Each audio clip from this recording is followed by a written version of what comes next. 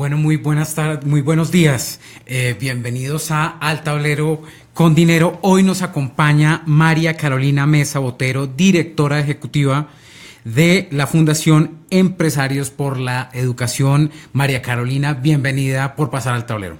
Muchas gracias, Edgar. Muchas gracias por invitarnos, por tenernos acá. Es un placer compartir esta mañana con ustedes. Gracias. ¿Por qué la Fundación Empresarios por la Educación pasa al tablero hoy? Porque hemos recibido varias preguntas de ¿qué están haciendo los empresarios para la educación? ¿Cómo se pueden vincular las empresas pequeñas a apoyar escuelas? Porque hace poco salió una normatividad del gobierno nacional diciendo que pueden invertir en las zonas afectadas por la violencia, en la SOMAC. Entonces, ¿cómo se pueden vincular las empresas pequeñas? Y también, no hay almuerzo gratis, ¿qué beneficio les genera para esas empresas? Hablemos también de el año pasado, ¿cuánto invirtieron las empresas afiliadas a ustedes o vinculadas con ustedes? Bueno, Edgar, mira, lo primero es decir que la educación es un tema en el que pues cualquier empresa puede y debería invertir su capital social. Digamos que cuando uno piensa en todos los problemas que tiene Colombia, que son muchos obviamente, pues la educación es uno de los retos grandes que tenemos, que está como a la base de todos. Si uno invierte en educación, pues en últimas lo que está generando es un bienestar que va a revertirse en un mejor sistema político, en un mejor sistema democrático, en mayor productividad, en una convivencia mejor. Entonces, genera mucho retorno. Lo segundo, digamos, para pensar en tu pregunta de cómo vincularse, nosotros somos una fundación creada por un grupo de empresarios hace 15 años. Hoy en día ya tenemos 96 empresas miembro y aportantes, y recibimos y estamos, digamos, muy abiertos a que las diferentes empresas se vinculen. No importa el tamaño que tengan, no importa, digamos, en últimas, si pueden donar grandes cantidades o pequeñas cantidades, lo importante es que se comprometan con la educación y aporten desde sus recursos y desde sus capacidades. Las empresas hoy en día en Colombia reciben algo de exención de impuestos por hacer donaciones al campo social, y obviamente pues las que se vinculan a nuestra fundación también reciben esa exención. También estas empresas que apoyan la educación, no solo desde el frente de la Fundación de Empresarios por la Educación, sino en cualquier tipo de estas fundaciones, ¿pueden donar mano de obra? Sí, tenemos algo, digamos, en algunos casos, en algunos proyectos hacen voluntariados. Nosotros tratamos de que cuando se vinculan, digamos, empresas haciendo voluntariado, sea muy en relación a lo que ellas mismas saben hacer. Te doy, por ejemplo, un ejemplo. Tenemos un sistema de información sobre inversión privada en educación. Esto es una gran plataforma en línea. Entonces, por ejemplo, nos encanta que empresas que tienen capacidad para desarrollar datos, para hacer análisis de datos, nos apoyen para robustecer ese sistema. Es una manera de hacer aportes, digamos, desde el voluntariado. También hay empresas que se vinculan a proyectos pues que desarrollamos nosotros mismos o que desarrollan algunos de nuestros aliados, por ejemplo, de infraestructura escolar. Hay empresas que han donado mano de obra, pero también de hecho hacen donaciones en especie, por ejemplo, que pueden donar materiales que ellas mismas producen, materiales para construir y hacer mejoramiento en colegios. O sea, también el beneficio es del alma y también el beneficio es tributario. Exactamente, sí, exactamente. Tú me haces una pregunta ahorita, y es ¿cuánto han invertido las empresas en educación? Las 96 que tienen más o menos ustedes. Este año nosotros hacemos el monitoreo anual. Este último año invirtieron 120 mil millones de pesos ellas, no solamente, digamos, en proyectos directamente relacionados con lo que hacemos en la fundación, sino en general proyectos en educación. Muchas de ellas tienen sus propias fundaciones, sus propios proyectos en educación, y cuando uno suma todo eso que, digamos, que se invirtió en el último año, suma 120 mil millones. Excelente. Y ese dinero va para construcción de escuelas, para becas, para enseñarle a los rectores, a los profesores, a los alumnos. ¿Cómo se distribuyó ese dinero de esas 96 empresas? Se distribuyen en temas muy diversos. Nosotros, como te digo, tenemos el sistema de información sobre inversión privada en educación. Uno allí lo que ve es que hay una gran diversidad de proyectos que están haciendo los empresarios, que van desde becas, por ejemplo. Muchos de ellos tienen becas que le ofrecen oportunidades de educación, sobre todo educación superior, a estudiantes pues de alto rendimiento en diferentes partes del país. También muchos de ellos están aportando a temas de infraestructura escolar, pues Colombia tiene un rezago muy grande de infraestructura, entonces muchos de ellos están aportando en ese sentido. Hay también muchos proyectos en mejoramiento escolar directamente, o sea, proyectos que van encaminados a hacer formación de docentes, formación de rectores, digamos que lo que buscan es mejorar sus capacidades. Hay también empresas que aportan a materiales educativos, por ejemplo, no solamente materiales para los docentes, materiales para los niños, materiales, por ejemplo, que van desde bicicletas hasta libros, lápices, etcétera, o sea, para ayudar a que el sistema, pues, que los niños estén mejor dotados. Entonces, como te digo, hay una gran variedad. Hay también empresas que le aportan, que apuestan más, por ejemplo, a aportar para la innovación y la investigación en educación. Nosotros en ese grupo de empresas que tenemos registradas en el sistema, que son, pues como te digo, más de 200, tenemos mapeados casi 500 proyectos que están repartidos en 40 categorías que van desde alfabetización de adultos, por ejemplo, hasta construcción, por ejemplo, de infraestructura escolar. Excelente, nos comienzan a llegar las preguntas por nuestras redes sociales. Morita Sánchez hace la siguiente: ¿cuáles son las estrategias de las empresas para mitigar el desempleo juvenil? Entonces, hay un grupo de empresas que están trabajando en ese tema. Digamos que hay empresas que se han enfocado en hacer o sea, lo que se llama una mejor transición entre los colegios y y el mundo laboral. Entonces, ayudar a que los colegios tengan una educación más pertinente, que en los colegios mejore la educación para que los niños desarrollen habilidades que les permita hacer inserción al mundo laboral. Hay empresas también que se han dedicado, digamos, a hacer programas orientados a un primer empleo y a mejorar las competencias para que los estudiantes que salen de los colegios pues puedan tener más fácilmente un primer empleo. Por ejemplo, muchas de ellas dan becas para educación técnica, tecnológica, educación superior. Hay algunas empresas, por ejemplo la Fundación Mamonal, que reúne a varias empresas en Cartagena, pues tienen un programa de becas muy enfocada a programas técnicos y tecnológicos que tienen conexión directa con los empleos que la misma ciudad necesita, que el mismo puerto de Mamonal necesita. Son diferentes tipos de estrategias. Y es por ciudades. Una cosa es lo que piden claro, en Bogotá, otro en Cartagena, otro en el Pacífico. Claro, y incluso también por sectores, ¿no? Hay sectores que, por ejemplo, el sector de las flores pues necesita un tipo o promueve un tipo de competencias para los estudiantes para que puedan insertarse al mundo del negocio de las flores, por ejemplo. Y otra cosa es pues lo que uno puede ayudar para que las personas se puedan meter al mundo laboral en un puerto. Varía también en términos de sectores. Vamos por el lado de los colegios. ¿Cómo hace un rector, cómo hace un profesor o cómo hace un estudiante para ganar estos beneficios de esta y otras fundaciones? Mira, es muy variado. Hay programas que son abiertos, o sea, que son por convocatoria, los mismos colegios o los mismos rectores se pueden inscribir. Hay programas que son distintos. Por ejemplo, lo que nosotros hacemos por lo general no es tanto con una convocatoria abierta, sino lo que hacemos son convenios con nuestras, digamos, las donaciones que recibimos de nuestras empresas. Hacemos convenios con las secretarías de educación y lo que establecemos con ellas es un criterio de focalización de qué colegios son en últimas los que necesitan más nuestro acompañamiento. Y según eso, pues tenemos grupos de rectores, por ejemplo, a los que formamos y a los que acompañamos. Pero hay también otras fundaciones y otras empresas que tienen programas más abiertos donde hacen concursos para que las personas se inscriban y, por ejemplo, algunas implican que los colegios presenten propuestas. Por ejemplo, para las becas, pues en la mayoría de las becas los estudiantes tienen que postularse, tienen que llenar una inscripción. ¿Y eso los mandan a la fundación? No necesariamente, no todos lo centralizamos, digamos, a través de la fundación.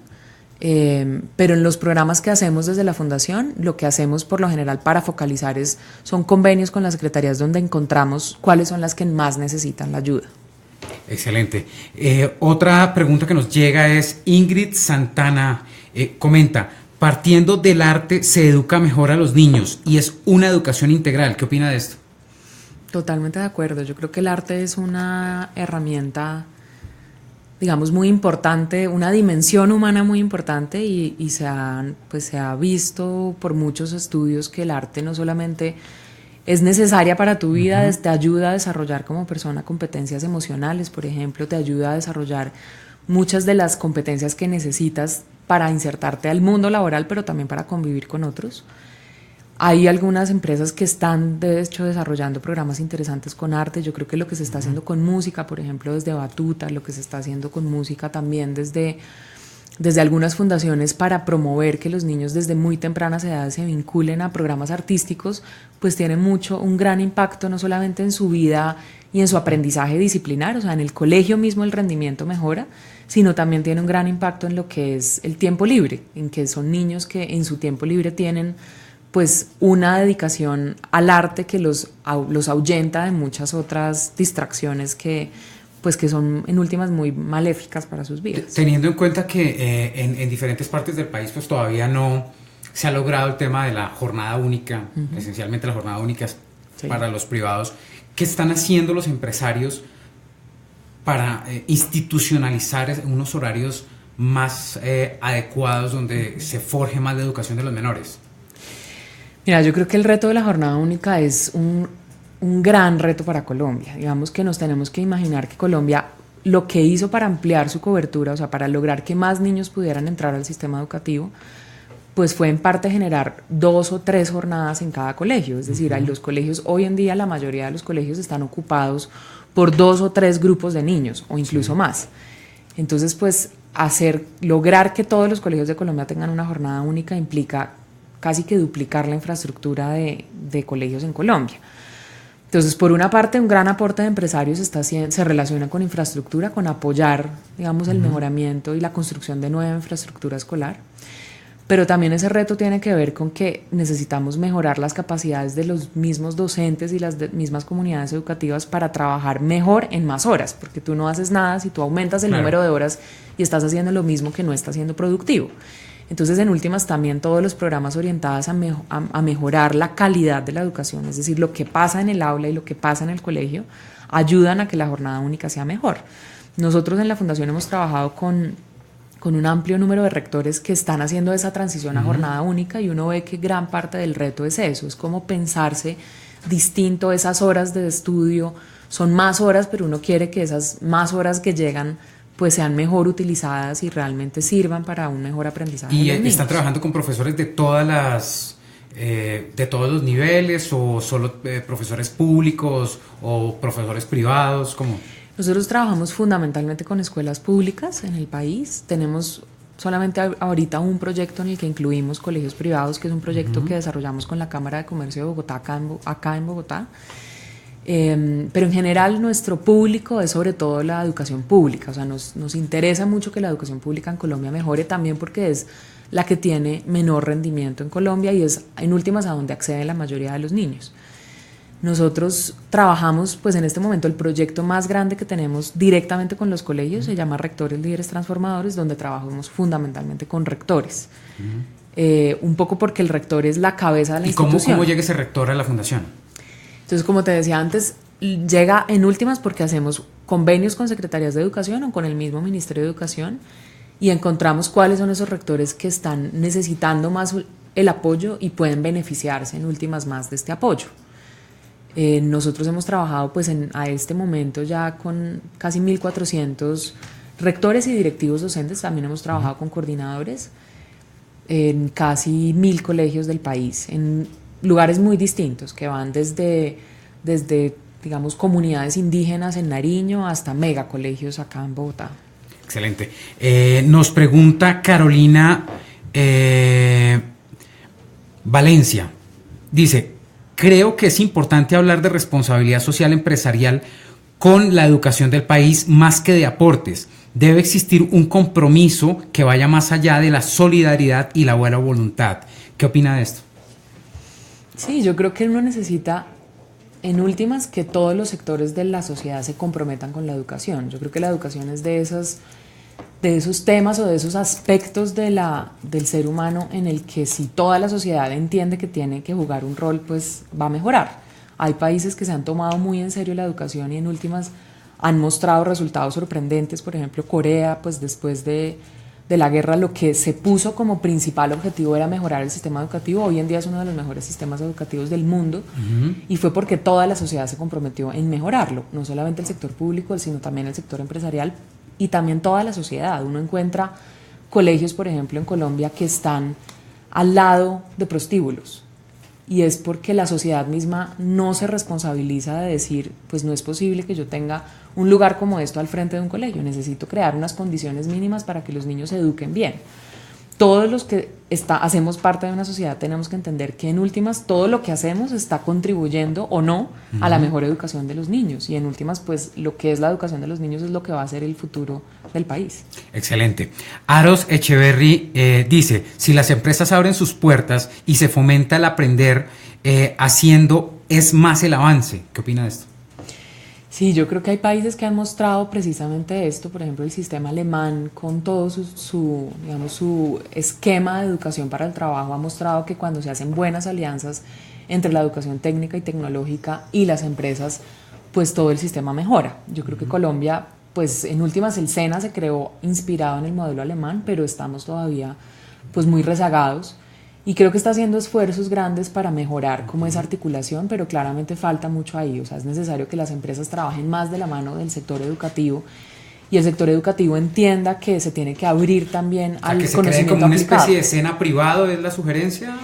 Yo creo que más que un SENA privado, un poco como funciona en Alemania es que desde las personas desde el primer semestre, cuando entran a una carrera técnica, empiezan a hacer prácticas en una empresa. Y se entiende que la educación en últimas pasa en la acción y que tú empiezas a ser ese aprendiz de personas que ya tienen conocimiento sobre una labor, que te empiezan a enseñar desde el hacer cómo hacerlo mejor. Entonces no es tanto, es pasar de una enseñanza de tiza y tablero donde tú estás aprendiendo en un dibujito sobre cómo hacer las cosas a irte a la realidad y hacerlas en la realidad. Pero hay también esquemas que no solamente van en lo técnico y en lo tecnológico. Por ejemplo, en Estados Unidos hay un grupo de colegios que se llaman el High Tech High, que han hecho una alianza interesante entre las empresas del Silicon Valley y los colegios. Y lo que hace el Silicon Valley es darle retos a los niños relacionados con generar aplicaciones, con generar mejoramientos tecnológicos para que los mismos niños desde el colegio empiecen a generar soluciones directas para problemas reales y retos reales que hay en la industria, por ejemplo, de la innovación. Muy bien. Juan Fernando Rojas nos pregunta, ¿en dónde queda la capacidad de pensar y cuestionar el entorno? Y añade, lo que dice la doctora Mesa es ajustar el conocimiento hacia las máquinas, ¿o a qué se refiere? Está fuerte la pregunta. No, hago una aclaración acá. Yo soy filósofa. Entonces, nada más lejos que pensar que uno se tiene que ajustar a las máquinas. Todo lo contrario, yo creo que lo que nos muestra hoy la necesidad de educación es precisamente de lo que se habla hoy en día como las competencias del siglo XXI, que un poco a la reflexión a la que nos lleva es, las máquinas hoy en día pueden hacer muchas más cosas de las que hacían antes. Hoy en día la mayoría de los empleos, y más en naciones como las nuestras, podrían ser reemplazadas por máquinas. Entonces la educación nos tiene que dar competencias y habilidades para que podamos hacer esas cosas que las máquinas no pueden hacer. ¿Qué quiere decir eso?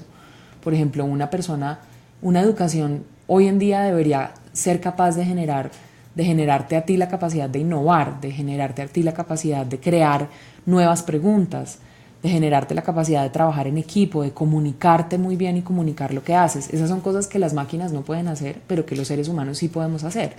Si entrenamos a los seres humanos solamente para hacer lo que las máquinas pueden hacer, pues rápidamente van a ser reemplazables.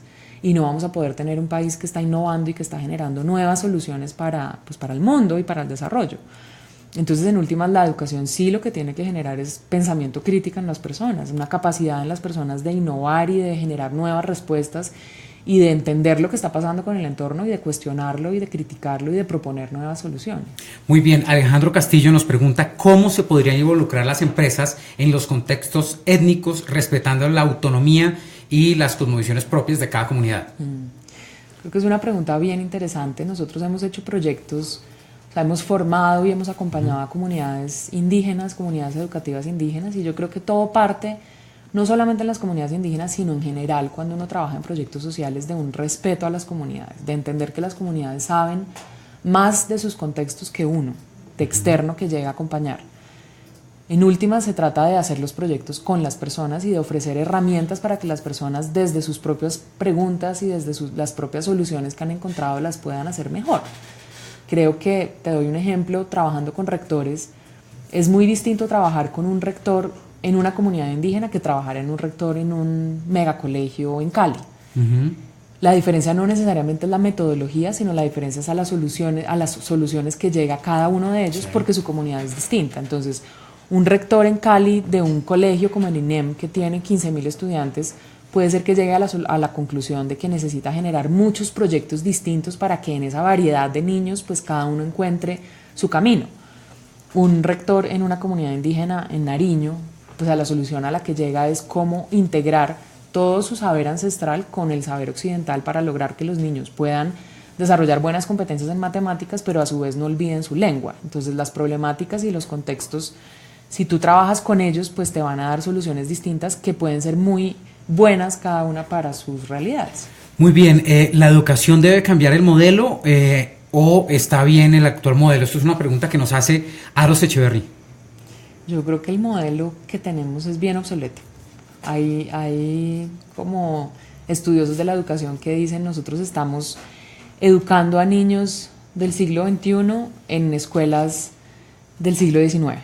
Digamos que todavía uno ve fotos de salones del siglo XIX donde todos los pupitres están en línea y hay un profesor al frente escribiendo con una tiza y son muy parecidos a muchos salones que vemos hoy en día. Sí creo que tenemos que cambiar. Pero el método Harvard es así, es con tiza. Creo que incluso hay profesores de Harvard que tienen que cambiar su método. Tenemos que lograr que los estudiantes se involucren mucho más en su aprendizaje. ¿Qué quiere decir? Eso quiere decir desde poder hacer preguntas, desde poder expresar sus opiniones, hasta poder experimentar, hasta poder crear cosas con lo que aprenden. Digamos, no podemos seguir teniendo un sistema educativo donde lo único que esperamos es que el estudiante repita como un loro lo que el profesor le ha dictado para que él se aprenda de memoria. Eso en últimas pues sabemos hoy en día por todas las teorías de aprendizaje que es obsoleto, que no funciona, que a largo plazo se te olvida, no lo ves relevante. Si tú no conectas lo que estás aprendiendo con algo relevante para tu vida, en últimas ese aprendizaje pues se esfuma muy rápidamente. En línea con esta pregunta tenemos la siguiente: ¿podemos determinar cuál es el sector empresarial ideal para hacer un aporte a la educación? Es una pregunta de Sarey. Yo creo que no hay sector, digamos, empresarial ideal. Yo creo que todos los empresarios pueden aportar a la educación y deben aportar a la educación. Estamos en la Fundación convencidos que en últimas la mejor inversión que puede hacer una empresa en el sector social es en la educación, y eso lo pueden hacer desde cualquier sector, desde cualquier empresa, desde la empresa más chiquita y desde el microemprendimiento hasta la empresa más grande puede hacer un aporte valioso para que el sistema educativo mejore. Muy bien, ¿cuál es esa edad para comenzar a educar a un ser humano? Nos pregunta Aros Echeverry. Mira, yo ahora en este momento tengo 6 meses de embarazo y desde ya. O sea, lo que uno sabe y lo que las investigaciones demuestran es que desde que se empieza a gestar la vida empieza a aprender. O sea, una cosa que es característica de los animales en general es que aprendemos todo el tiempo, desde que estamos gestándonos. El aprendizaje ocurre desde el nacimiento e incluso antes, y por eso es tan importante preocuparnos por todo los estímulos que le damos a un niño desde sus primeras edades. Creo que también eso tiene mucho que ver con todo el impulso que ha tenido Colombia y en el mundo la primera infancia. O sea, cada vez los estudios se van más atrás y muestran que desde muy pequeños los niños están aprendiendo, y que el aprendizaje que ocurre, entre más temprano ocurre el aprendizaje, pues más relevante va a ser para el futuro del niño. Bien, nos pregunta Néstor Gabriel Torres, o hace el siguiente comentario: un individuo que logra conocer sus propias competencias se desarrolla mucho más rápido en la sociedad, es más productivo y, de hecho, construye un ámbito de igualdad y oportunidad para los demás. ¿Cómo es? Interesante. Ahora pues desde hace algunos años hay un gran campo de estudio relacionado con las mentalidades. Y una de las mentalidades que más afecta el aprendizaje es precisamente la capacidad de autoconocimiento y la capacidad que tiene uno, o que puede desarrollar uno, de entender uno qué sabe, qué no sabe y cómo puede mejorar eso que no sabe, digamos. Los niños, y es muy importante por eso también la retroalimentación que le hacen los profesores a los niños en el salón de clase y en sus tareas, cuando el niño logra entender que ha llegado hasta tal punto del conocimiento, pero que puede hacer muchas más cosas para mejorar, ese niño en últimas va a poder pues desarrollar mejor sus capacidades, que esos niños que piensan que son brutos y que simplemente no pueden desarrollar más, o que son muy inteligentes y la inteligencia les da solo para una cosa. Es mucho mejor lo que se conoce hoy en día como la mentalidad de aprendizaje, que es cuando la persona es consciente de que siempre puede aprender más. Excelente. Nos hace otro comentario Baker Ramírez, y es: las plataformas en la educación actual no tienen esa funcionalidad de interacción y de evolucionar en el trabajo por redes. ¿Cómo pretenden o cómo deben incluirse estos temas para que funcionen de forma adecuada? Yo creo que ese es gran parte de lo, digamos, el lugar donde está ocurriendo mucho de la innovación en educación hoy en día. O sea, hoy en día mucho de lo que está pasando en educación está pasando en el campo virtual. Se ha entendido que pues en últimas la virtualidad nos ha ofrecido muchas ventajas para la educación, nos puede ayudar a democratizar mucho en la educación, pero no es tan fácil hacerlo. O sea, los primeros intentos en el campo virtual han sido muy planos, como bien lo dice la persona, digamos que han sido muy de transmitir información, pero hoy en día ya hay plataformas que son muy interactivas. Por ejemplo, todo el desarrollo de la Academia Khan es un desarrollo muy interesante, que de hecho ahora Carlos Slim hizo toda la traducción para el español y los invito a que la conozcan. Y es, por ejemplo, una plataforma que es adaptativa, es decir, es para aprender matemáticas. Tú te metes, resuelves un problema o digamos que escuchas una lección, trabajas sobre una lección, haces un problema y según el resultado que te dé allí, la misma plataforma te manda un problema adecuado al siguiente nivel de aprendizaje. O sea, ya hay plataformas que están siendo mucho más interactivas y que están mostrando que en línea se pueden generar, digamos, interacciones exitosas, pero obviamente es un gran camino por explorar y por recorrer. Muy bien. ¿Cómo generar interés de las empresas para que ellos inviertan más parte de sus ingresos en los colegios y que se lleven a esos estudiantes que van preparando? Nos pregunta Álvaro Ernesto Pila. Bueno, yo creo que esa es la pregunta que nos hacemos todos los días también nosotros. Creo que la fundación, digamos, en estos 15 años se ha entendido que cada vez se pueden vincular más empresas y que, digamos, que mostrándole a las empresas los grandes, no solamente beneficios directos, sino beneficios sociales que trae la educación, pues se interesan por la educación. Hoy en día, la ANDI, en la última encuesta que hizo sobre, digamos, sobre intereses empresariales e inversión social de las empresas, encontró que el mayor núcleo de interés es la educación y que hoy en día la mayor cantidad de las empresas, digamos que el tema en el que más están invirtiendo las empresas es la educación.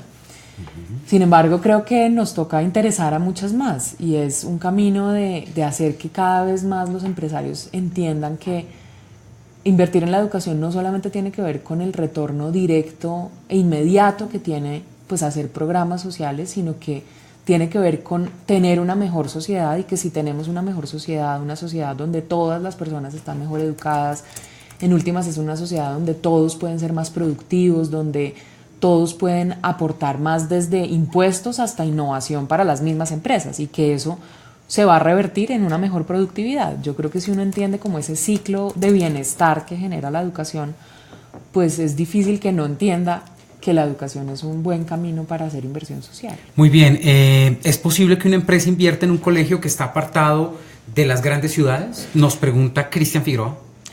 Es posible. Hay empresas que lo hacen, digamos, hay proyectos que demuestran que eso es posible. Nosotros hemos desarrollado proyectos y hoy en día estamos acompañando a colegios, digamos, que están en el sector rural. Claro, es más fácil que la empresa invierta en los colegios que están cerca a su área de influencia, pero creo que cada vez más las empresas son conscientes de que son en esos lugares más apartados, más olvidados, donde hay menos desarrollo, donde más hay que invertir, porque en últimas es a los que mejor hay que acompañar para jalarlos en su desarrollo. Creo que todo el tema, digamos, todo lo que ha sido el proceso de paz y como un poco pensar en esa otra Colombia tan olvidada, pues en todo lo que ha sido el desarrollo, no solamente económico, sino, digamos, de las instituciones en general, pues ha puesto una mirada en lo rural. y yo soy muy optimista y confío en que cada vez va a haber más empresas que van a querer invertir en el desarrollo de esas comunidades más apartadas. Hernando Ramírez, ¿qué debe hacer el privado cuando no tiene personas con competencias básicas? Y comenta, se viene además una generación sin esas competencias. Esta es un cuestionamiento de Hernando Ramírez. Ok, me imagino que Hernando se refiere como a qué pasa cuando en la misma empresa sus empleados no tienen esas competencias básicas. Yo creo que hay muchas empresas que han desarrollado y que desarrollan programas de formación permanente para sus empleados. Pero también creo que, pues en últimas, ese compromiso con la educación básica y media tiene que ver también con eso. Si uno no tiene una buena educación, pues los empleados no van a llegar con esas competencias básicas que se necesitan para hacer cualquier empleo. Y hoy en día se habla mucho de lo que en el mundo laboral se llaman las competencias blandas, que tienen que ver con competencias socioemocionales. Temas, por ejemplo, como trabajo de equipo es una competencia clave hoy en día para las empresas y los colegios no necesariamente las están desarrollando en los niños. Necesitamos trabajar para que los colegios desarrollen esas competencias socioemocionales en los estudiantes que van a ser necesarias para las mismas empresas. Precisamente en línea con la anterior pregunta, nos llega una de Alejandro Castillo que dice: ¿qué inconvenientes han encontrado para permitir un modelo de educación diferente al actual? A ver, hay inconvenientes, yo creo que hay retos de todo tipo. Hay retos relacionados con, digamos, muy con la base estructural de lo que es nuestro sistema educativo.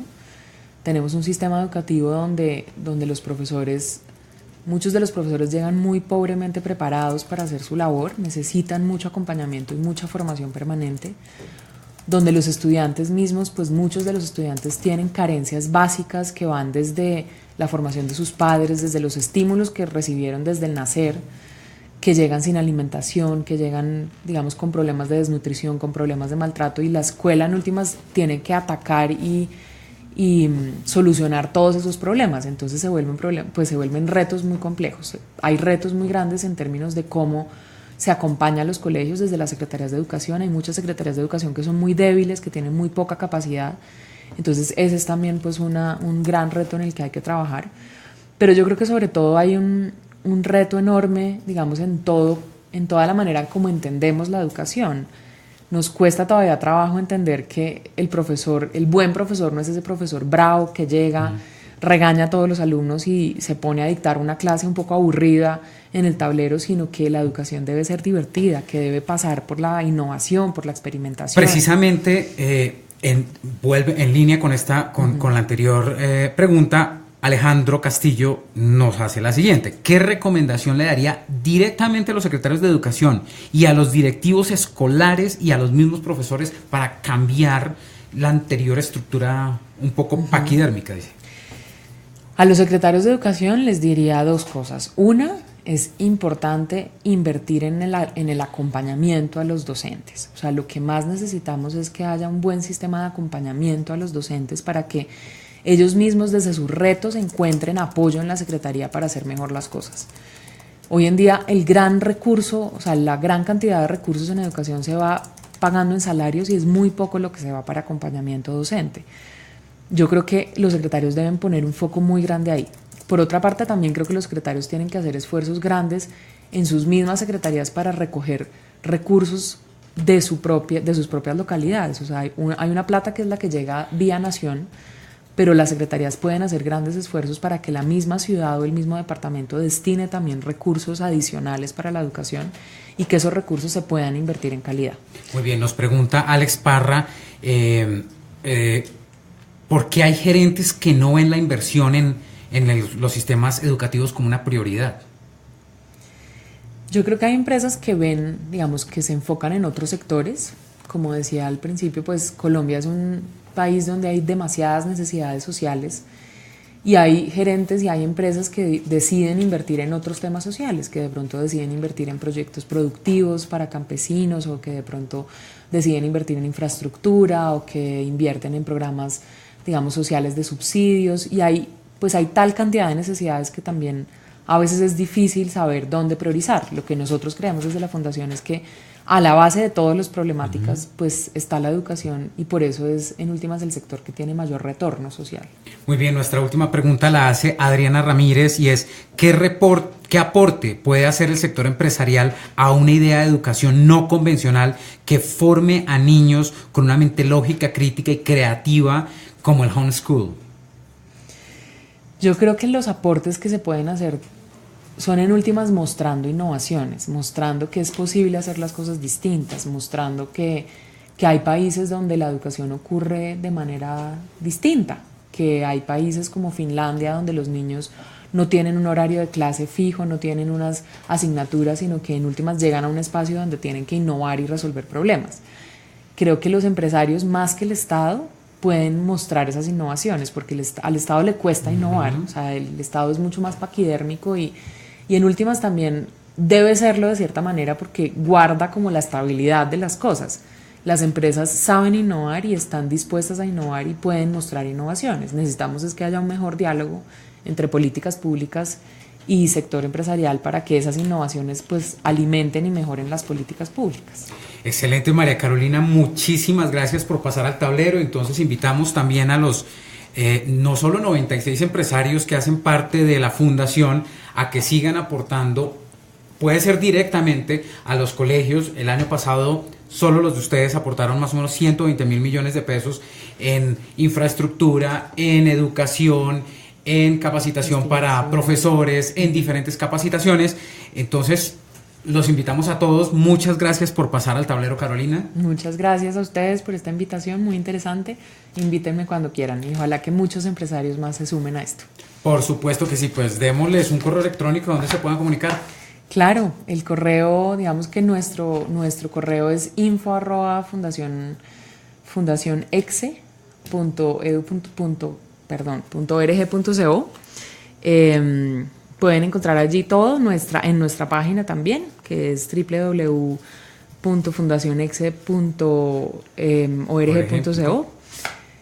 Consúltenos, escríbanos, coméntenos, esperamos que muchos se unan a nosotros. Bueno, muchísimas gracias, esperemos que siga creciendo el apoyo a la educación y muchas gracias a nuestro equipo técnico Blaylor Ávila y David Gallego y nos vemos esta tarde hacia las 5 de la tarde en el resumen del director. Perfecto, muchas gracias, que estén muy bien.